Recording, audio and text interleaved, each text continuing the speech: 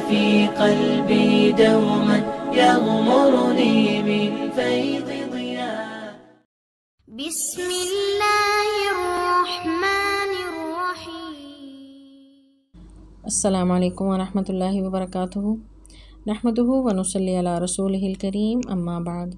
فاعوذ باللہ من الشیطان الرجیم، بسم اللہ الرحمن الرحیم. رب اشرح لی صدری ویسر لی امری واحلل عقدۃ من لسانی یفقہوا قولی رب زدنی علما. سورہ بنی اسرائیل کی آیت نمبر 31 سے آج کے لیسن کا ہم آغاز کریں گے. موسیٰ علیہ السلام کا قصہ ہم پڑھ رہے تھے. اللہ تعالیٰ نے انہیں نبوت کے منصب پر فائز کیا اور ان کو ان کی ذمہ داریاں سمجھائیں، اور ان کو یہ ذمہ داری دی گئی کہ فرعون کے دربار میں جانا ہے اور اسے اللہ کا پیغام پہنچانا ہے. اور اس پر موسیٰ علیہ السلام نے اللہ تعالیٰ سے کچھ جو ہے وہ گزارشات کی تھیں، اور جو انہیں تھوڑا گھبراہٹ محسوس ہو رہی تھی، انہوں نے دعا اللہ تعالیٰ سے کی کہ اللہ میرا سینہ کھول دے اور میرے کام کو آسان کر دے، میری گرہ کو، زبان کی گرہ کھول دے. یعنی بہت ہی خوبصورت یہ دعا ہے. اللہ تعالیٰ نے یہ دعا قبول کی، اور ساتھ ہی انہوں نے یہ بھی اللہ سے مانگا کہ وجعل لی وزیراً، اور بنا دے میرا وزیر، من اہلی، میرے گھر والوں میں سے، ہارون اخی، ہارون جو میرا بھائی ہے اس کو. تو موسیٰ علیہ السلام کے بھائی تھے. تو اللہ تعالیٰ نے یہ دعا قبول کی، اور موسیٰ علیہ السلام نے دعا کی کہ اشدد، تو مضبوط کر، بھی اس سے ازری، میری قوت کو. تو بھائی جو ہے وہ بھائی کی قوت ہوتا ہے، اس کی پشت ہوتا ہے، اس کے لیے مضبوطی کا باعث ہوتا ہے. تو موسیٰ علیہ السلام نے اپنے بھائی کے لیے جو دعا کی تھی، یہ اس سے بہترین کوئی دعا اپنے بھائی کے لیے کوئی نہیں کر سکتا. تو موسیٰ علیہ السلام کی اس دعا کو اللہ نے قبول کیا، اور انہوں نے اللہ سے یہ دعا کی تھی کہ وہ اشرکہ فی امری، اسے میرے کام میں شریک کر. یعنی جو مجھے نبوت کی اور یہ دعوت کی جو ذمہ داری دی ہے توحید کے پیغام کو پہنچانے کی، تو اس پیغام میں ہارون کو میرا ساتھی، میرا مددگار، میرا بازو بنا دے، تاکہ، اور ساتھ مقصد بتا دیا کہ یہ دعا میں کیوں کر رہا ہوں، اپنے بھائی کے لیے مدد کیوں مانگ رہا ہوں، کہ ساتھ میرے تعاون ان کا شامل کر دے. کئی تاکہ نسبحک، ہم تسبیح کریں تیری، کثیرہ، بہت زیادہ، ونذکرک، اور ہم یاد کریں تجھے، کثیراً، بہت زیادہ. نسبح یعنی تسبیح کہتے ہیں، یعنی ایسا ذکر جو انسان ذاتی طور پر کرتا ہے. تسبیح کرنا جس میں مختلف طرح کی تسبیحات ہوتی ہیں، اس میں لا الہ الا اللہ کہہ سکتے ہیں، سبحان اللہ ہے، الحمدللہ ہے، یعنی تکبیر ہے اور تحلیل ہے. تو ہم جو ہے تیری تسبیح کریں. پھر اس کے ساتھ وَنَذْكُرَكَ، اور یاد کریں تجھے، کثیرہ، بہت زیادہ. تو نذکرہ سے مراد، یعنی مفسرین کہتے ہیں اس سے مراد یہاں دعوت ہے، تبلیغ ہے. یعنی ذکر، یعنی اجتماعی ذکر اس سے مراد، یعنی کہ ہم دعوت، تیرا جو پیغام ہے، ہم مل کر دونوں بھائی جو انفرادی عبادات ہیں وہ بھی ہم مل کر کریں، اور پھر تیرا ذکر ہے زیادہ سے زیادہ جو دنیا تک، لوگوں تک بات پہنچانی ہے، دعوت دین کا کام کرنا ہے، اس میں بھی ہم ایک دوسرے کا بازو ہوں اور ساتھی ہوں. انکا، بے شک تو، کنتا، تو ہی ہے، بنا، ہم کو، بصیرہ، خوب دیکھنے والا. تو یہاں پر اس بات سے، یعنی موسیٰ علیہ السلام اللہ تعالیٰ کو یہ بتا رہے ہیں کہ اللہ، اصل میں تو ہی ہمارا نگران ہے، تو ہی ہمارا محافظ ہے. ہمیں جس طرح تو نے بچپن میں جو ہے ہماری پرورش کی اور ہمیں دشمنوں کے شر سے بچایا. موسیٰ علیہ السلام جب پیدا ہوئے، یہ قوم بنی اسرائیل سے تھے، اور اس وقت بنی اسرائیل کی قوم جو ہے، فرعون نے انہیں اپنا غلام بنا رکھا تھا، اور فرعون کو کسی نجومی نے کہا تھا کہ بنی اسرائیل سے کوئی ایک سا لڑکا پیدا ہونے والا ہے جو کل کو تمہارا تخت جو ہے الٹ دے گا. تو فرعون نے حکم دیا تھا کہ ان کا جو بھی کوئی لڑکا پیدا ہو اسے قتل کر دیا جائے. تو موسیٰ علیہ السلام جو ہے جب پیدا ہوئے تو اس وقت یہ حکم فرعون کا جو ہے اس پر عمل درآمد ہو رہا تھا. اللہ تعالیٰ نے موسیٰ علیہ السلام کو جو ہے اس کے اس ارادوں سے محفوظ رکھا اور ان کی جان بچائی. وہ پورا واقعہ بھی آگے ہم انہی آیات میں آج پڑھیں گے. تو موسیٰ علیہ السلام اللہ تعالیٰ کو کہہ رہے ہیں کہ انکا کنت بنا بصیرا، کہ جس طرح تو نے ہماری پرورش کی، ہمیں دشمنوں سے محفوظ رکھا، اور اب بھی ہمیں تمہاری ہی رحمت جو ہے وہ چاہیے. ہم تیرے سے درخواست کر رہے ہیں کہ ہماری یہ دعائیں قبول کر، اور جو مجھے تو اتنا بڑا جو ذمہ داری دے رہا ہے کہ فرعون کے دربار میں جا کر اس وقت کے اتنے بڑے جابر بادشاہ کے سامنے کلمہ حق کہنا ہے، تو اس کے لیے مجھے جو ہے وہ تیار کر دے. یعنی ایک مجھے ذاتی طور پر مجھے شرح صدر عطا کر، میرے کام کو آسان کر، زبان کی گرہ کھول، ساتھ میرے بھائی کو میرا ساتھی بنا دیں تاکہ ہم مل کر اس مشن کو پایہ تکمیل تک پہنچا سکیں. تو آگے پھر اللہ تعالیٰ نے کیا جواب دیا؟ قالا، کہا، قد، یقیناً، اوتیتا، تجھے عطا کیا گیا، سؤلک، اپنا جو تو نے مانگا، جو مطلوب تھا تیرا، جو تیرا سوال تھا، یا موسیٰ، اے موسیٰ۔ تو موسیٰ علیہ السلام سے ڈائریکٹ اللہ تعالیٰ مخاطب ہیں، انہیں کہہ رہے ہیں موسیٰ علیہ السلام سے مکالمہ ہو رہا ہے، یعنی کتنا خوبصورت یا کیا وہ وقت ہوگا، کس طرح موسیٰ علیہ السلام اللہ تعالیٰ سے گفتگو کیا کرتے تھے اور مطالبہ کر رہے ہیں اور اللہ تعالیٰ سے کہہ رہے ہیں کہ یا اللہ یہ جو ہے اس مشن میں مجھے سامان چاہیے، یہ میری تیاری ہونی چاہیے، اس کے لیے مجھے جو ہے یہ سامان فراہم کر دیں۔ تو اللہ تعالیٰ نے ان کے ہر بات جو انہوں نے اللہ سے مانگا تھا ہر چیز انہیں عطا کر دی اور کہہ دیا کہ قد اوتیت سؤلک، تجھے عطا کیا گیا۔ یعنی اب دیکھیں کہ قرآن میں یہ انداز جو ہے قرآن کا کس قدر شاہانہ، یعنی وہ بادشاہوں کا جو بادشاہ ہے وہ کیسے عطا کرتا ہے کہ مانگنے والا مانگ رہا ہے اور ایک فہرست ہے مانگنے کی، اور وہ ایک ہی آن میں عطا کر رہا ہے کہ تجھے دے دیا گیا جو تو مانگ رہا ہے موسیٰ۔ وَلَقَدْ البتہ تحقیق مننا ہم احسان کر چکے ہیں علی کا آپ پر مرتن ایک مرتبہ اخرى اس سے پہلے بھی۔ تو موسیٰ علیہ السلام سے اللہ تعالیٰ کہہ رہے ہیں کہ یہ جو تم منہ سے مانگ رہے ہو یہ تو تمہیں دیا جا ہی رہا ہے، اس سے پہلے بغیر مانگے بھی تمہیں دیا گیا تھا۔ تو موسیٰ علیہ السلام نے جو مانگا کہ اللہ میرا سینہ کھل جائے وہ کھول دیا، کام آسان کر دے ہو گیا، زبان کی گرہ کھول دے وہ بھی کھول دی، اور انہیں شرح صدر بھی عطا کر دی۔ پھر بھائی ہارون کی مدد کے لیے مانگا کہ وزیر بنا دے، وہ بھی بنا دیا۔ پھر اس کے بعد جو اللہ سے مانگا اللہ نے عطا کر دیا، اور ساتھ ہی بتا دیا کہ یہ تو تم مانگ کے لے رہے ہو، ہم اس کے علاوہ بھی تمہیں بہت کچھ دے چکے ہیں۔ اور اس کے بارے میں مفسرین یہ کہتے ہیں کہ یعنی اگلی آیات میں اللہ نے ذکر بھی کیا ہے کہ وہ کون کون سی چیزیں ہیں جو ہم نے بغیر مانگے بھی عطا کی تھیں، اور وہ کیا تھیں کہ وہ ان کے بارے میں ذکر اللہ تعالیٰ کر رہے ہیں آگے کہ وہ کون کون سی چیزیں تھیں۔ پہلی چیز یہ تھی کہ اذ اوحینا، جب ہم نے الہام کیا الی امک، تیری ماں کی طرف، ما یوحا، جو وحی کی جاتی ہے۔ تو وحی جو ہے اس کے لفظی معنی ہیں دل میں خیال ڈالنا، الہام ڈالنا، یا کوئی خفیہ اشارہ کرنا، خواب کے معنوں میں بھی یہ لفظ استعمال ہوتا ہے، اور اصطلاحی معنی وہ وحی ہے جو اللہ تعالیٰ نے جبرائیل علیہ السلام کے ذریعے پیغمبروں کی طرف اپنا پیغام پہنچایا۔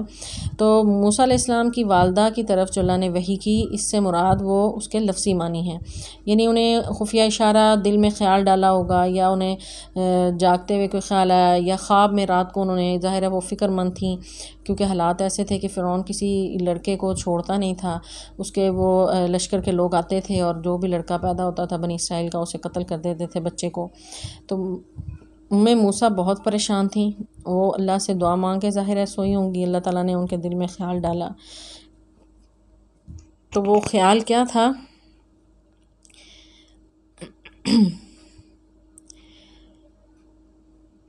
انی قذی فیہ، کہ تو ڈال دے اسے، یعنی موسیٰ کو، فی التابوت، تابوت میں، تابوت یعنی باکس میں، صندوق میں۔ اللہ تعالیٰ نے کہا کہ تو اپنے اس بچے کو تابوت میں ڈال دے، فقذی فیہ، پھر اس کو ڈال دے، یعنی اس تابوت کو یا موسیٰ کو، فی الیم، دریا میں، فیلقہ، پھر چاہیے کہ وہ لا ڈالے اسے، الیم دریا، بالساحل، ساحل کے کنارے پر، یا خود ہو، وہ پکڑ لیں اسے، عدو، دشمن، لی، میرے، وعدو لہ، اور اس کے دشمن، والقیت، اور میں نے ڈال دی، علیک،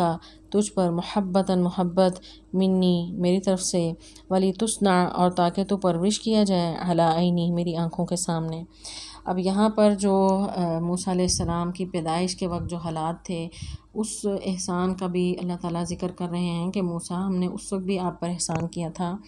کہ آپ کو اس قدر ظالم اور جابروں کے جو ہے وہ ہاتھوں بچایا، آپ کی والدہ کے دل میں یہ خیال ڈالا کہ اپنے اس بچے کو بچانا ہے، اس کو تابوت میں ڈالو اور دریا کے سپرد کر دو۔ اب وہ دریا کی موجیں چاہتی سمندر میں کہیں لے جاتی، وہاں بھی اللہ نے اس کی حفاظت کا بندوبست کیا، اور پھر اس دریا کو بھی حکم دے دیا کہ اس کو ساحل کی طرف لے جا۔ سورہ قصص میں اس قصے کو مزید جو ہے وہ ڈیٹیل سے بیان کیا ہے کہ موسیٰ علیہ السلام کی بہن جو ہے وہ ساتھ ساتھ تابوت کے چل رہی تھی۔ ظاہر ہے والدہ جب بیٹے کو اس میں ڈال چکی ہیں، اب تابوت کدھر جاتا ہے اور کس حال میں بچہ بھوکا پیاسا ہے، اس کو دودھ کا انتظام کیسے ہوگا، بالکل چھوٹا نومولود بچہ ہے۔ ماں کو فکر تھی، تڑپ تھی، اس نے اپنی بیٹی کی ذمہ داری لگائی کہ دریا کے ساتھ ساتھ چلنا ہے اور فرعون کے لشکروں سے آنکھیں بچا کے، تو کیونکہ یہ بھی ڈر تھا کہ فرعون اگر دیکھ لیتا اس کے لشکر کہ یہ بچہ فلاں خاندان کا ہے اور یہ اس طرح انہوں نے سمندر میں ڈالا ہے بچانے کے لیے، تو وہ اس کو قتل کر سکتے تھے۔ تو وہ اس میں بھی اس کی نظروں سے بچا کر جو ہے پوری نگرانی وہ بہن کرتی رہی موسیٰ علیہ السلام کی، اور اس کے بعد یہاں تک کہ وہ ساحل کے کنارے وہ صندوق جا پہنچا، اور وہاں پر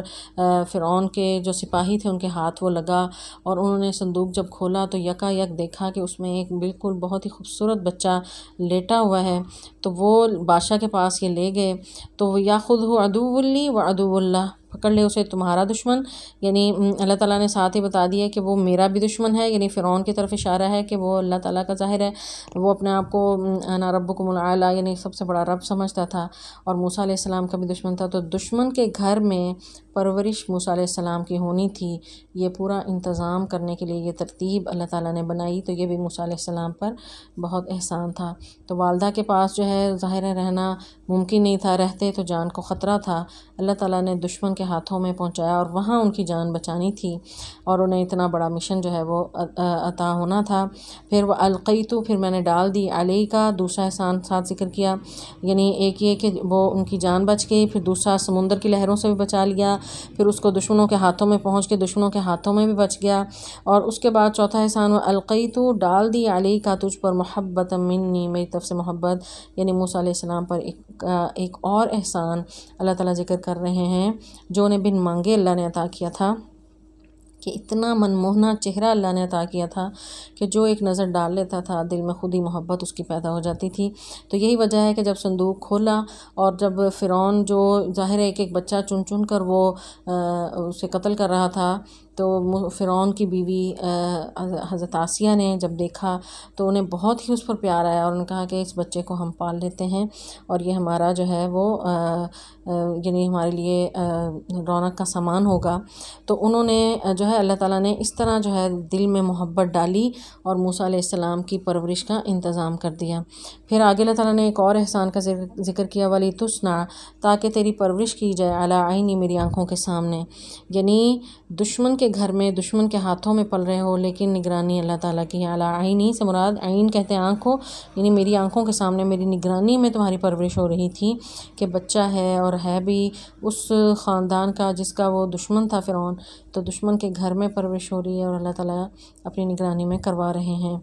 جب تمشی چل رہی تھی،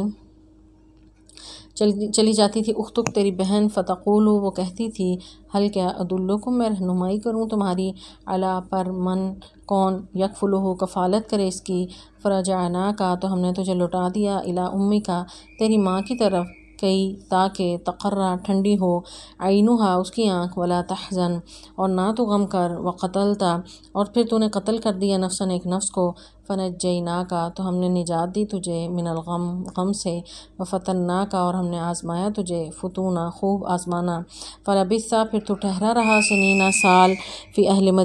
مدین میں، ثم پھر جئتا تو آیا، علا پر قدرن تقدیر پر، یا موسیٰ اے موسیٰ۔ اب موسیٰ علیہ السلام پر ان احسانات کا اللہ تعالیٰ ذکر کر رہے ہیں جو انہیں بن مانگے اللہ نے عطا کیے تھے۔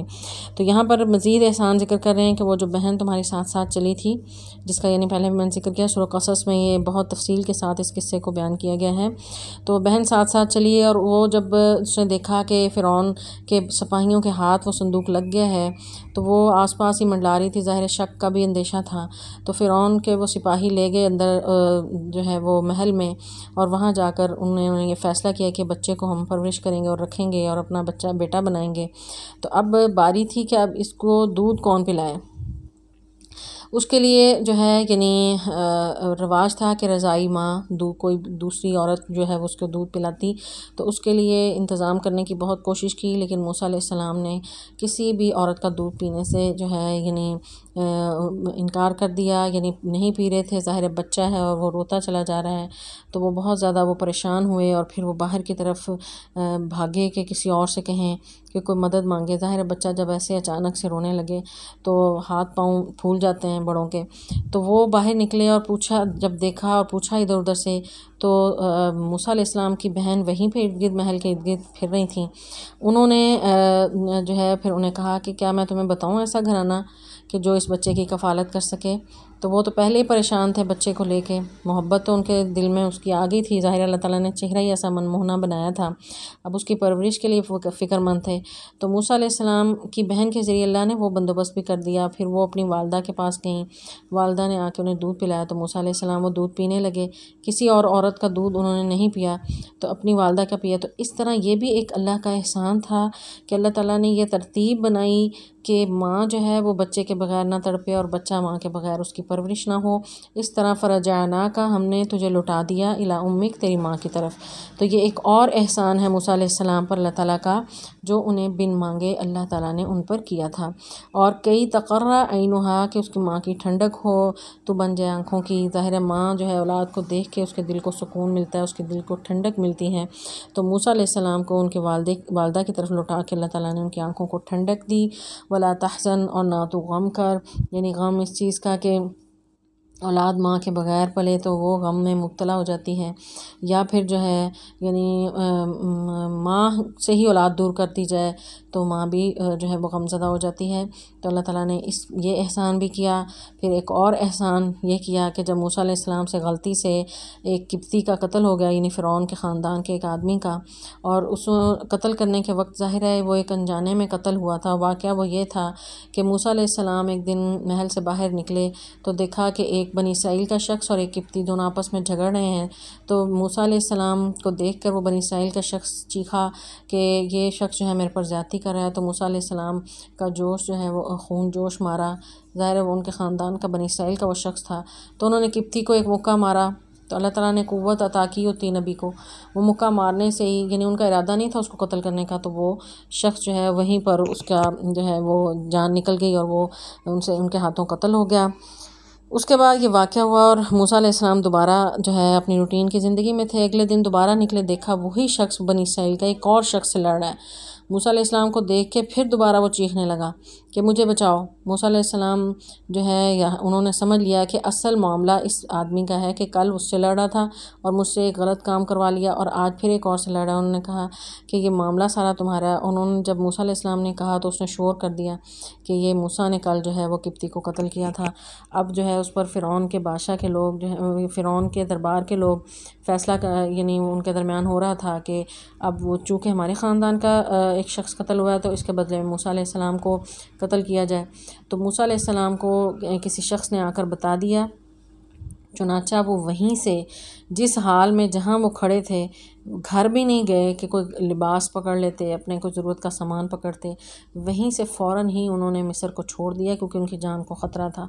پھر وہ وہاں سے مدین چلے گئے، اور مدین جو ہے وہ جب پہنچے ہیں تو ان کے اب بے سر و سامانی کے عالم میں وہاں پر پھر وہ پورا واقعہ سورہ قصص میں اللہ نے بیان کیا ہے کہ وہاں پر انہوں نے کچھ لوگوں کو دیکھا، کنویں کے گرد وہ پانی جو ہے اپنے جانوروں کو پلا رہے تھے، وہاں دو لڑکیوں کو دیکھا کہ وہ بالکل ایک سائڈ پہ بیٹھی ہیں اور وہ اپنے جانوروں کو آگے بھی نہیں لے جا رہی ہیں۔ موسیٰ علیہ السلام جو ہے انہوں نے دیکھا تو انہوں نے ان کی مدد کی اور وہ جانور ان کو پانی پلایا، اور پھر ان بچیوں نے یہ بتایا کہ ہمارے والد بوڑھے ہیں تو ہم خود ہی آتی ہیں، اور ہم یہ سب جب لوگ چلے جاتے ہیں تو آخر میں ہم اپنے جانوروں کو پانی پلاتی ہیں۔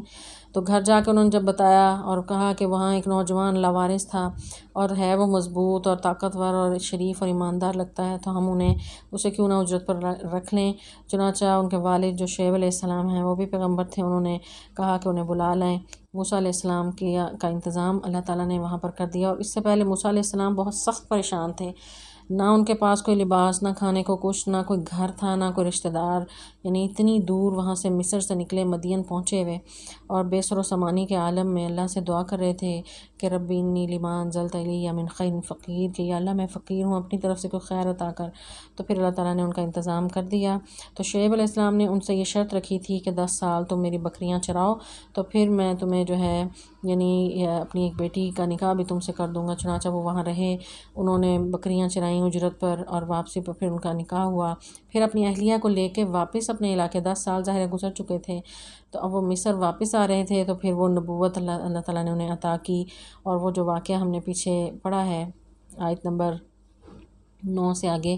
تو وہ اللہ تعالیٰ نے وہ واقعہ پر نقل کیا کہ نبوت عطا کی۔ تو یہ تمام واقعہ جو ہے اللہ تعالیٰ نے یہاں پر بیان اس لیے کیا نبی صلی اللہ علیہ وسلم کو تسلی دینے کے لیے کہ اے نبی صلی اللہ علیہ وسلم، جس طرح موسیٰ علیہ السلام پر مشکل وقت آیا، اللہ تعالیٰ نے ان کو طرح طرح سے آزمایا کہ پیدا ہوتے ہی ان پر جو ہے مصیبتوں کے پہاڑ ٹوٹ گئے، ان کی جان کو خطرہ تھا، اللہ نے وہاں سے نجات دے دی، پھر ان سے غلطی ہو گئی جوانی میں، وہاں سے وہ بچ گئے، پھر واپسی پہ انہوں نے نبوت عطا کر دی اور پھر انہیں معجزات عطا کیے، پھر آگے بھی یعنی ان کی آزمائشیں چلتی ہی جا رہی ہیں۔ تو اللہ تعالیٰ فرماتے ہیں وَفَتَنَّاكَ فَتُونًا، ہم نے تجھے آزمایا، خوب آزمانا۔ تو یعنی یہ جب جس کو کس کو بڑا منصب عطا ہونا ہوتا ہے، بڑی ذمہ داری ڈالنی ہوتی ہے، تو ذمہ داری ڈالنے سے پہلے اللہ تعالیٰ آزمائشوں کی بھٹی سے گزارتے ہیں۔ آزمائشوں سے گزرے بغیر انسان کی تربیت ہی نہیں ہو سکتی۔ تو یہی ہم دیکھتے ہیں کہ پیغمبروں کی زندگیاں، حالانکہ پیغمبر وہ ہستیاں ہیں جو اللہ تعالیٰ کو بہت پیاری ہیں، لیکن پیغمبروں کی زندگی بہت مشکلات سے پر ہوتی ہے، انہیں ہر طرح کی مخالفت، یہاں تک کہ خاندان کے لوگ بھی ان کے مخالف ہو جاتے ہیں۔ تو یہ ان کی آزمائش ہوتی ہے، انہیں اللہ تعالیٰ جو ہے یعنی تیار کر رہے ہوتے ہیں، کیونکہ بہت بڑی ذمہ داری ان کو ملنے والی ہوتی ہے۔ پھر موسیٰ علیہ السلام کو اللہ تعالیٰ کہتے ہیں فَلَبِثْتَ سِنِينَ فِي اہل مدین، تو اہل مدین میں کئی سال تو ٹھہرا رہا، ثم پھر جئت تو آیا علی قدر، اپنی جب یہ تیرا وقت مقرر تھا، تقدیر پہ جو لکھا تھا کہ جب تو نے واپس آنا، تجھے نبوت کے منصب پر فائز کرنا ہے، تو اے موسیٰ تب اس وقت تو واپس آیا۔ وَاصْطَنَعْتُكَ، اور بنایا ہے تجھے، لنفسی، میں نے اپنے نفس کے لیے، یعنی یہ بہت ہی پیارا جملہ ہے، موسیٰ علیہ السلام سے محبت کا اظہار اللہ تعالیٰ کر رہے ہیں کہ تجھے تو میں نے بنایا ہی اپنے لیے تھا، کہ خاص تو میرا ہے، کہ تجھے میں نے یہ جو آزمائشوں کی بھٹی سے گزارا، تجھے پر جو مشکلات آئیں، نہ گھر بار رہا، نہ کوئی خاندان رہا، تو بھٹکتا رہا، ادھر ادھر مدین رہا، تو یہ سب آزمائشیں اے موسیٰ تجھے میں نے نبوت کے منصب پر فائز کرنے کے لیے ان آزمائشوں سے گزارا تھا، کیونکہ آگے بھی تیرے لیے بہت سی مشکلات تھیں۔ تو آگے جو واقعہ ہے وہ اللہ تعالیٰ نے اگلی آیات میں ذکر کیا ہے کہ اس کے بعد موسیٰ علیہ السلام کس طرح اس دعوت کے مشن کو لے کر فرعون کے دربار میں گئے، اور فرعون نے کیا موسیٰ علیہ السلام کے ساتھ رویہ اختیار کیا۔ تو اگلی آیات میں انشاءاللہ ہم باقی کا قصہ پڑھیں گے۔ اللہ تعالیٰ سے دعا ہے کہ اللہ تعالیٰ ہمیں قرآن پاک کا فہم عطا فرمائے اور اس پر عمل کرنے کی توفیق عطا فرمائے۔ والسلام علیکم ورحمۃ اللہ وبرکاتہ۔